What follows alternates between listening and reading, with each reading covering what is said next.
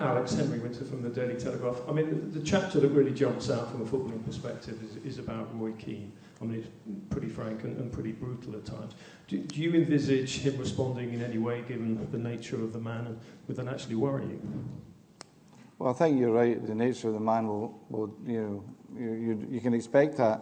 And that is the type of personality Roy is. But, you know, the decision, the reason I had to explain it because it happened so quickly, but the actions were so quick. For one reason or another, he decided to go and criticise his teammates.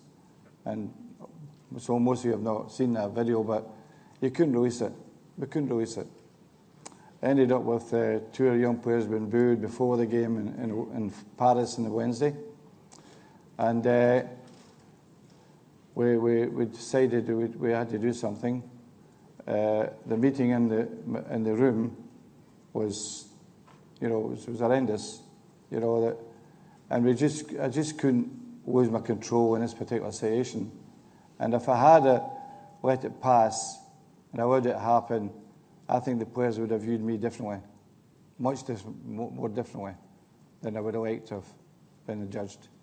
And I think that throughout my career, I think I've been strong enough to deal with important issues like that.